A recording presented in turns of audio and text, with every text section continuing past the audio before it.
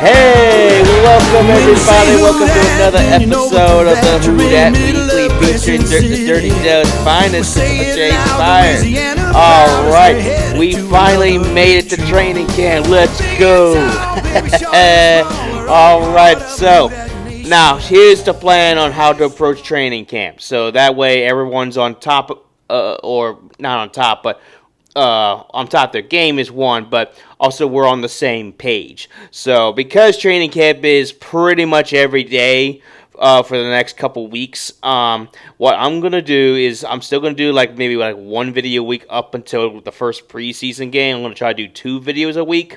But for this, for the first 2 weeks of training camp, I'm just going to generalize all the notes I have collected from all the Saints insiders, from Nick Underhill, Ross Jackson, Mike Triplett, all the head honchos that are out there every day. And I wanted to be out there myself, but unfortunately they practice at a time where I'm stuck at my full-time job, so I can't do anything about it, sadly. But it doesn't mean I can't tune into what they're saying off of Twitter, Facebook, and of course their interviews post-training camp day. So that's the plan right now. So right now we're just going to generalize everything from the first 2 days of practice. Day 3 will commence as soon as this video wraps up tomorrow, which will be August 25th. And yeah, but either way, it's going to be exciting first 2 days of cover because we actually have something to talk about. So I'm excited, regardless of how things go and how the news progresses. With training camp, each day is going to be a little bit different, and each day is going to have either different storylines to tell, or they're talking about storylines that I mentioned in my last video last week. And on top of that, and it could be just very similar stuff that we just talked about today. Who knows? So, yeah. But with that being said, let's go ahead and get into today's training camp video. Alrighty, so we're covering days 1 through 2. It's only 2 days worth, but from what I've been listening and hearing, and based off the little clips which I will try and post into this video, as long as I don't get copyrighted, because YouTube is very sensitive about that, sadly. But what I've been hearing is a lot of good things and a lot of things I kind of expected to happen, especially on the offensive side of the ball. We'll touch up on that in a minute. So, but first things first, let's address some things that happened before training camp even occurred. And this kind of just took Who Dat Nation from it took us for a shock. It took us for a little ride of just Shockerville, let's put it that way. So Tyrone Matthew, we'll start with him. He retired a day before training camp. Now, this came as a shocker because everybody thought he had at least 1 year left. We all thought the same thing. We thought, okay, he's getting old, but I know for a fact he'll be here for another year. Well, he decided to retire a day early. Now we're all thinking, oh, did his age actually really did catch up with him real fast? Or did he just see the amount of young players that we got on this team, especially all the young safeties that we've been covering all off season? Did he see them and just decide to walk out? Or some people have been joking around, especially Jonah Barnes. Shout out to Jonah Barnes. I think that's his last name. But people on Twitter know who I'm talking about. Good old Jonah. He's the best. If you haven't followed him on Twitter, you should follow him to it. I'll put his at on here shortly after this video. But anyway, some people like him, they're joking about the Louisiana Heat getting to the best of them. Now, I think that in regards to Tyrone Matthew, he's literally the son of Louisiana. He was born and raised in this state, born and raised in New Orleans. He went to one of the high schools. I don't remember which one, but he went to LSU and then obviously played in the NFL for 12 years. So he's had a long, promising career. So it was only a matter of time before he eventually called quits, and I thought his time was getting near, but I didn't think it'd be this quickly. So, but it turns out that none of the things I just mentioned were the reasons why he retired. The reason why he retired, and I have the utmost respect for him on this was that he just wanted to be with his kids. Like, I totally respect that, because if I were in his shoes and I'm on the end of my time in the NFL, I'd probably do the same thing. Like, if it turns out that his wife just had another kid, and he's already got a couple kids, and he just wanted to be at home, like, just be a father to them. And it's a beautiful thing. It shows he's a great example of what a father should be: being home, being there for his kids, raising his kids, just being in. That's something that's so special to me, because it's a big family concept that is very important to me. And families, I'm all about family. Like, I have a massive family myself. Like, I have 20 cousins on one end and 20 cousins on the other end. Like, we're one big family. And shout out to all my family members out there, by the way, because they've been the ones supporting my channel for the last couple months. So yeah, it's like I totally respect him for that, and I have to just say thank you for everything. I wish you the best in retirement, Tyrone Matthew. You are definitely a legend of Louisiana, that's for sure. We should definitely build you a statue one day. The only regret I would say I have is I wish he had played when the team actually had a really good team. Like, I wish we had a really good Saints team while he was here, because we wasted all 3 years with Dennis Allen. And I'm not even going to mention that. But, I mean, I'll mention it later on once I touch up on some of Kellen Moore's press conference post-training camp days. But we'll get into that later. So, but all in all, thank you for everything, Tyrone Matthew. Yes, I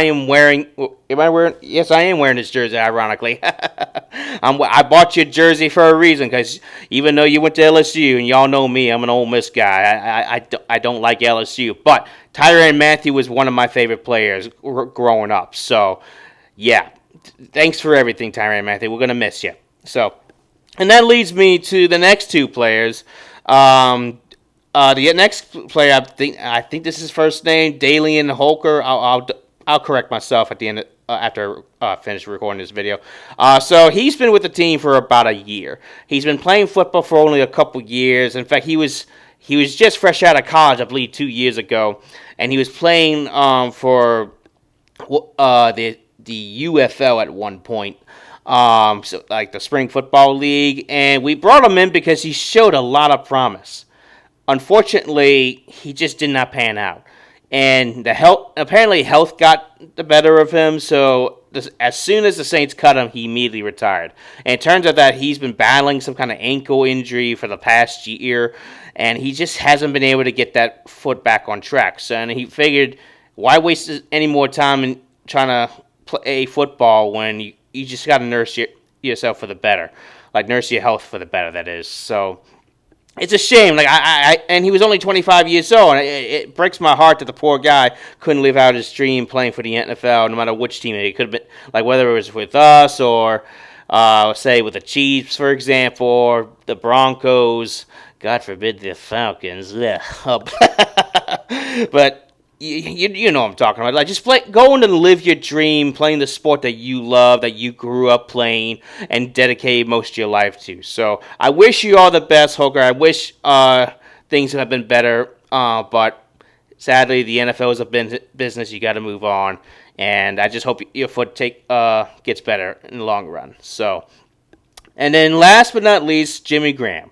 Jimmy Graham, while not an absolute shocker, it just came with the shockwave. The main shockwave came from Tyrone Matthew, which is understandable because he was already still with the team. Jimmy Graham was just thrown in there because it was actually him that retired first, then Tyrone Matthew, and then Holker. Jimmy Graham, I mean, we all knew Jimmy Graham was on his way out anyway. He played his last year with us, and he officially decided to retire as a Saint. So, but his is understandable because, you know, he was literally on his last leg of his career, so it made sense for him to retire. It's just funny how he decided to retire. Next thing you know, it started a chain reaction of these two other players calling it quits as well, and people started thinking, does anybody want to play for the Saints this year? because social media is gonna overreact over the silliest things, and they overreacted to this, and they thought, is anybody else on the team currently gonna retire? Like that, like time out, stop. We're overreacting. We're gonna be just fine. It just happened that Tyrone Matthew was also thinking about it ahead of time, because he let team officials know that he was planning on retiring. And then Holker was a different scenario. He was cut, but he was already thinking of calling it quits due to his health. So, yeah, so sorry, Jimmy Graham. Sorry Who Dat Nation just got all riled up over that. Which, by the way, if Jimmy Graham, if you are watching, I am serious about bringing you in to interview you on my podcast. That would be an absolute pleasure and an absolute honor. So, but we'll cross that bridge when that actually happens. So, but yeah, so that was that breaking news that would happen like on Monday. So now, the last thing I want to briefly mention was the Saints did sign a former Colts quarterback, Julian Blackmon, to a 1-year, $5.5 million deal. And they signed him so fast, it felt like the Saints really wanted him right off the bat. Like, they signed him the same day that Tyrone Matthew called it a career. We're like, wow, talk about the fastest signing, am I right? But it turns out it's because Tyrone Matthew let them know ahead of time. They must have been in negotiations for about a couple weeks. So it was only about time. I guess they were just waiting on Tyrone Matthew to officially declare his retirement, and then they signed him shortly afterwards, which they just did. Now, the thing I like about Julian Blackmon is he has a very similar skill set to Tyrone Matthew. He is a former Utah Ute. It's funny to say that's 3 times fast. Stupid college name, but anyway. He played for the University of Utah in his college career. He played about 2, maybe 3 seasons with the Colts, and he showed solid stats with the Colts. I'm kind of shocked the Colts didn't bother to bring him back in because his stats are pretty solid. Like his PFF grade was a 73 overall, which is pretty good for a corner of his skill set.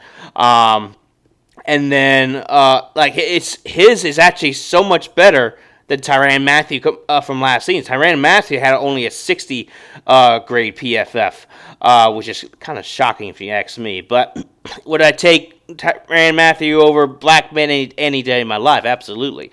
But in this situation, give me Blackmon all day long. I'm glad they got aggressive and picked him up real fast. Because the great thing about him is he's young and he's still learning. He's already shown that he can play in the NFL. And he's been pretty solid so far with the Colts. Can't wait to see him in the practice field. His first day of practice was today. I'll talk about that momentarily. But on top of that, like he shows so much promise.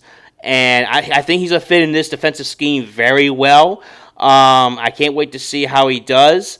And yeah, I really like this really fast pickup. So... all right, so now let's go ahead and talk about training camp. So, like I said, I've been taking notes from all the main Saints insiders, from Nick Underhill to Ross Jackson. Like I've been keeping my eyes out for y'all because you got to do that, especially when you're reporting about the Saints. So I'm gonna start with day 1. So day 1 was the shortest practice for the Saints. It was literally only an hour and 15 minutes. Why was it so short? Because they just want to get the players warmed up, get them ready. Had the first easy day, and then because they're going to be practicing for the next 3 days in a row afterwards. So, but so during the first day of practice, from what I saw and heard, Spencer Radler had the first team reps that day, and in his first day, he looked pretty solid. He looked pretty sharp. Like, he actually commanded that field really well with the 11-on-11s and the 7 versus 7s. The only player that kind of was iffy, and this comes as no shocker, was Tyler Shuck. I mean, what do you expect? He's not going to just go out there and just dominate the field. Like, he's going to be feeling the actual pressure from, the the actual 11. This is what I was talking about earlier this offseason. Like the OTAs were nice to see, in the rookie minicamp. He showed some great flashes. I'm talking about Tyler Shuck, just so we're on the same page here. But the thing I've been preaching all off season long was we have to wait till training camp / preseason / the regular season until we get a better picture. See how he performs under pressure. And we got to see that in practice today. Now, of course, we got to really see it come preseason where we're going to be flat out honest. We'll worry about that later. That's not for another 2 weeks. So Tyler Shuck struggled a little bit here and there, and we expect him to struggle because it's his first season with the team, first season with in an NFL, and he was kind of shaky in here. He looked a little antsy, according to Ross Jackson, Mike Triplett, Jeff Nowak. Like he looked a little shaky because he looked like he was trying to get the ball out, but because of the constant pressure, he would fold under pressure, and that's something I was a little concerned about. But Spencer Radler, he looked so comfortable out there. Now, granted, he was with the first team, so that's a little context there. So, I mean, I would imagine you would feel pretty comfortable out there with the first team O-line, first team receivers, etc. So all in all, a pretty good day for Spencer Radler. And Tyler Shuck, I wouldn't say he had a bad day. He just had a very shaky day. So, but that's a good thing because it tells me that he's trying to learn, trying to adapt. I'd rather him struggle now than struggle in an actual game later down the road. So, now, in regards to all the players showing up, every single player showed up to practice except for Foster Moreau and Taysom Hill for obvious reasons. Taysom Hill, as we all know, broke his leg last season, was out and late last season, that is, and he was out for the remainder of the year. He's gonna be slowly but surely getting himself back out there. Foster Moreau, he didn't break his leg, but he hasn't been very healthy late this offseason, so he's kind of like struggling. But the fact it was only 2 out of the however many players that got on this roster currently, very concerning. Wow, wrong word. Very comforting. Very comforting is the word I'm looking for. So Taysom Hill was out there on the sideline. Don't get me wrong. He was present. He was just watching, and he was very engaging with his teammates, very engaging with Coach Moore and the rest of the coaching staff. He's learning at the new offense and everything. That's what I like to see. That's what I really like to see. So after practice wrapped up, we had some interviews with Alvin Kamara, Demario Davis, and Cam Jordan. Alvin Kamara and Demario Davis pretty much had similar things to say. They mentioned how they're going to miss Tyrann Mathieu for obvious reasons. He was a great teammate and a great friend. His presence will be missed. But they also made a lot of talk about Coach Moore and his time efficiency, how he's spending time individually with each person. Unlike Dennis Allen, who we all know how he was coaching the last 3 years, Coach Moore was the complete opposite from what I've been hearing. So that's a very good sign. He spends a lot of quality time with the players. If they're making a mistake out there, he's going to go up to them and talk to them about it. Talk about the vision he sees, what the offense style should be. I doubt the defensive style, but who knows? But maybe he might have an input because he is the head coach after all. So, but they really were uplifting in talking about Coach Moore, and very encouraging to hear from them. So, and then Cam Jordan, again, had very similar things to say, but, oh man, I love Cam Jordan, y'all. So apparently, you all know how Coach Moore likes to smile a lot with that really goofy looking smile. Cam Jordan kept cracking jokes about his coaching style, and especially with his smile. In fact, he's nicknaming him Loki. That's right, Loki from Marvel Universe. Like, because he's constantly smiling, but he says in the back of his head he's probably scheming on what the whole next thing might be going on. Like, oh, how can I torture these guys on this next training camp? Oh God, I love that. Like Cam Jordan, he's a trip, and he. My favorite quote from him was like, "Oh, I'm here to bring violence today. I chose violence today, y'all." Oh God, I love this guy. So, but some of the reporters asked him about his expectations with the current quarterback battle, which we will talk about more later on. He was straight up honest. He said he has zero expectations. Zero. Now you're thinking, is that a bad thing? Is that a good thing? It sounds like a bad thing. Don't get me wrong, but it's because he's on the defensive side of the ball, and he made this pretty clear. Why would he care about the offensive side of the ball? I mean, he does care. He wants the offense to do well, but he wants to challenge the offense to be at their best, and that's what his job is during training camp, to bring the best out of the offense. But he also wants to make sure the defense comes out on top at all costs. I mean, it makes sense. He's a defensive player. Of course he would want the defense to come out on top. He said he has a lot of expectations when it comes to the defense, and I kind of briefly mentioned how our defense should be relatively okay for the most part. Entering next season, my last video, and he just backed me up on this basically. Like, he has a lot of expectations. He said there's a lot of great players on defense. Despite losing Tyrone Matthew, it's not even a big blow to them. I mean, to us it's going to be a big blow because he was literally our best safety out there. Excuse me, but he's very. And this is why Cam Jordan is a phenomenal leader that we're going to sorely miss when he actually does call it a career. It's because of that. It's because of his presence there. It's going to be a difference maker for that D, especially for all these young guys that we drafted this year, from linebackers to edge tackles, safeties. You want to throw them out there, although we have Justin Reed to take care of that part entering this year. And my favorite part, and this might have got your attention about the title of this video, how teams around the league, especially the NFL community around the league, constantly doubt this team.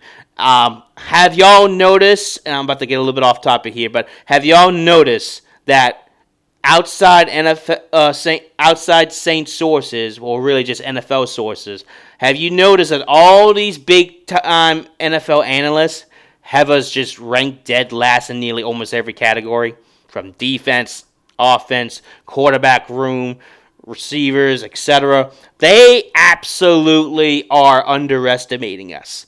Seriously. It is embarrassing that they are ranking us so low, especially towards the quarterback room.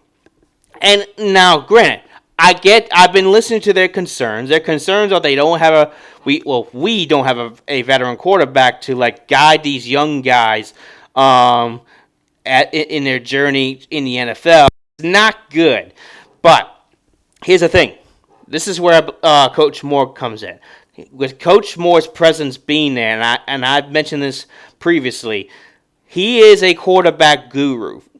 He knows how to get a quarterback to play to their potential, what they should be, how they perform. He takes his time to groom the quarterback, no matter who you are. He made Cooper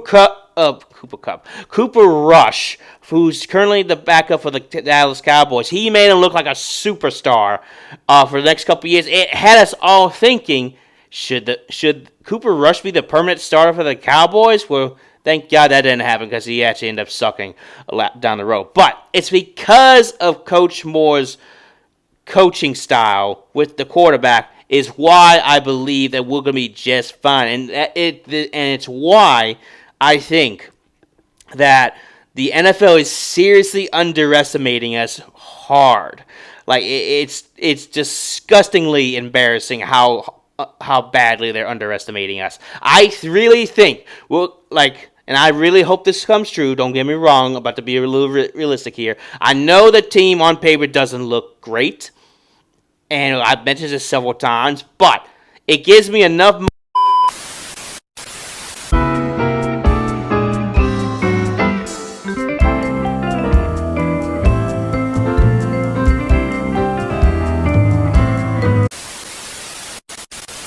All right, sorry about that, y'all. My audio cut out and it just was going blank, and I don't want y'all to see that. Um, as I'm talking into my pocket, you'll be like, hello, what happened? What happened to my audio? It just show I need new technology, y'all. That's the bottom line here. I'm planning on getting a new computer soon with an updated camera. That's for sure.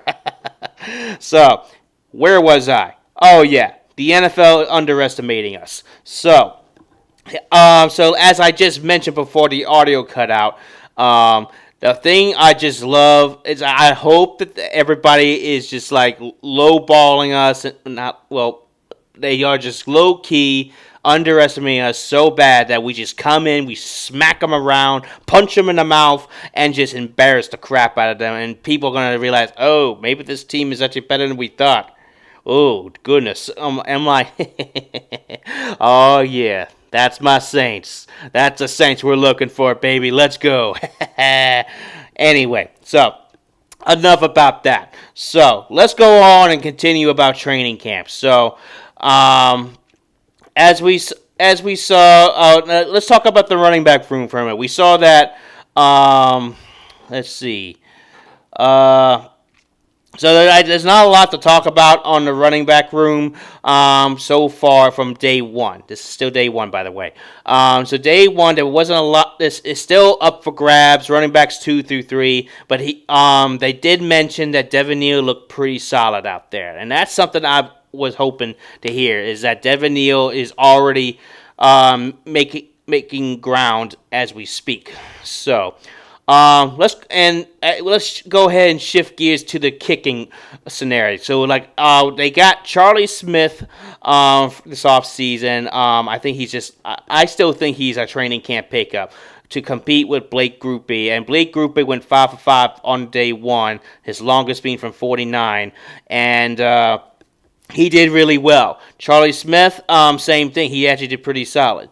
So that kind of just wraps up day two. So we're going to go ahead and move on to I'm sorry. That wraps up day one. This is going to be day two. So day two, we saw Tyler Shuck take command of the first team offense. And I would say, according to the experts, Tyler Shuck looked a lot better than day one. Day one, he looked a little rough.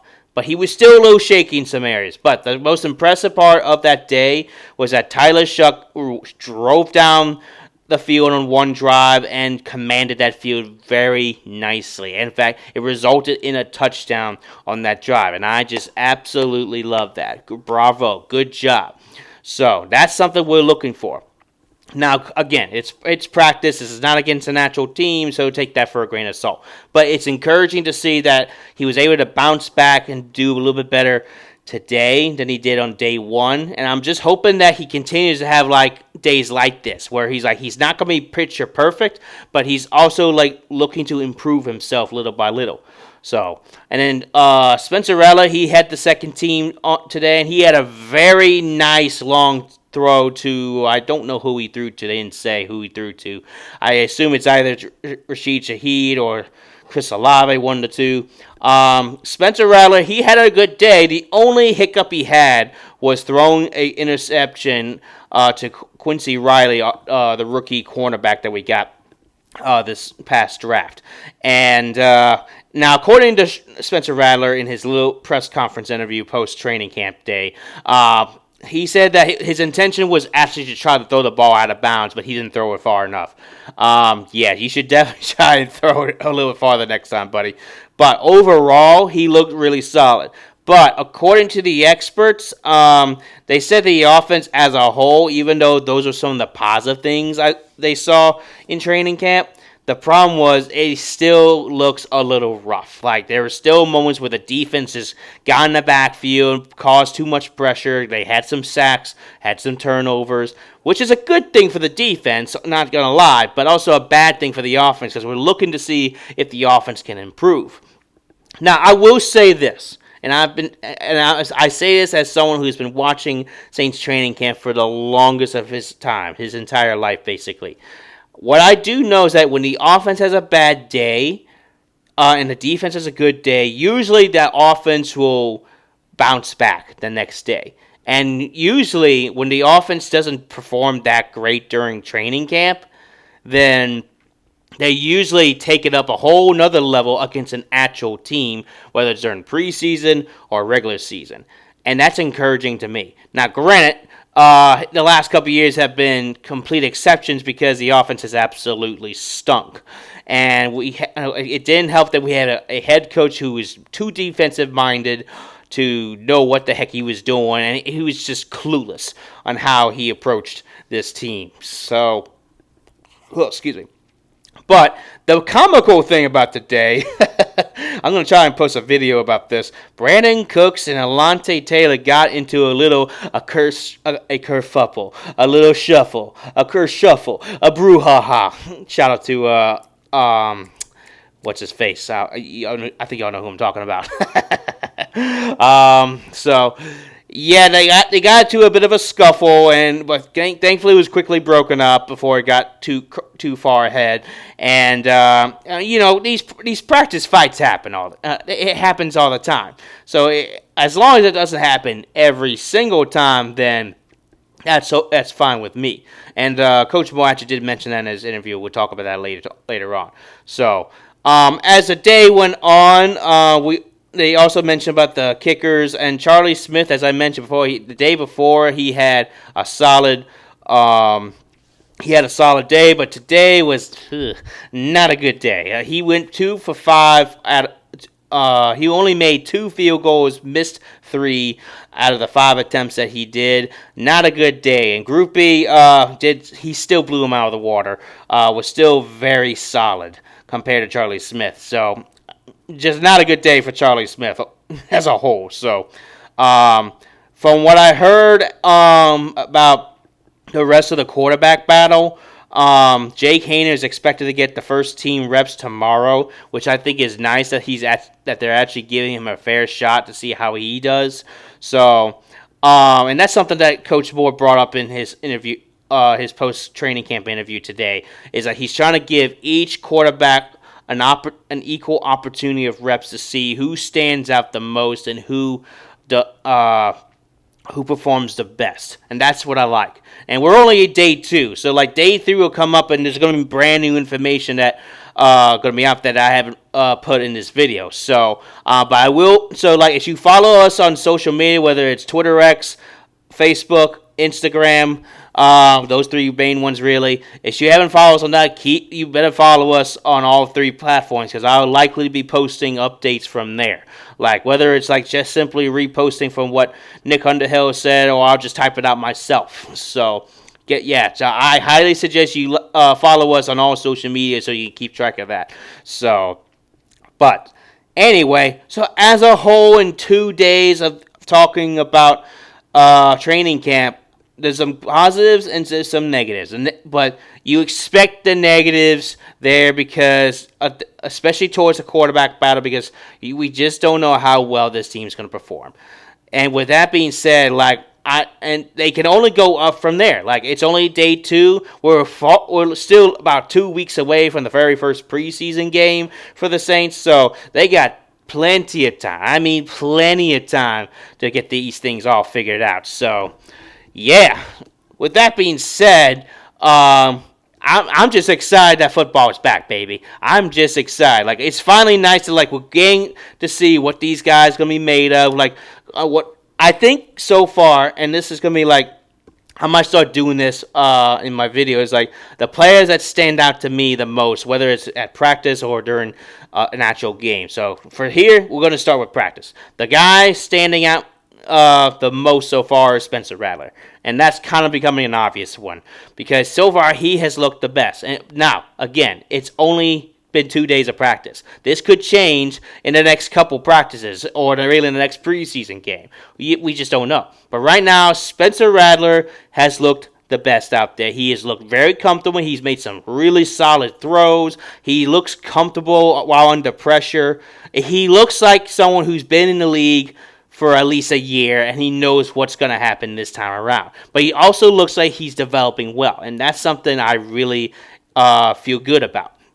Another player that I've really been keeping my eye out for is Quincy Riley. And ironically, today he picked off Spencer Radler. But I've been hearing a lot of good things about Quincy Riley so far. That they're saying his coverage looks good. He's aggressive. Despite that, he's a bit of a scrawny guy out there. He's a hard hitter apparently. But getting that interception, you should have seen his reaction. When he got that interception on Spencer Radler, he was like, "Yeah!" Oh, it was hilarious. Like, I love it when these young guys they do something good and they just go berserk. So, and Alante Taylor and the rest of the defensive game, they were out there celebrating with him. So, I just love that support. I just love the support he's getting right now. So, he's going to be one of my rookie players to be looking out for this training camp season and eventually preseason as well. There's going to be other players, as I mentioned before in my previous videos, that I want to look out for. Like, for example, Tyrone Powell, the undrafted rookie from Rutgers. There's Danny Stutzman. There's also Devin Neal, Marcus Yarns, Kevin Banks Jr., obviously Tyler Shuck. There's several players out there that I'm keeping my watchful eye on because I want to see how well they do. So like right now, those two guys, Spencer Radler and Quincy Riley, have stood out to me the most. And it's only been 2 practices. So there's more to come, y'all. There's more to come. So just stay tuned for that.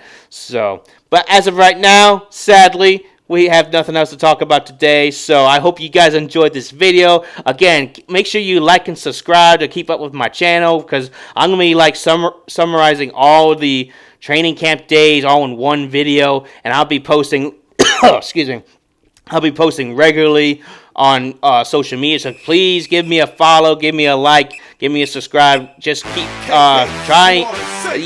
Keep up with me basically.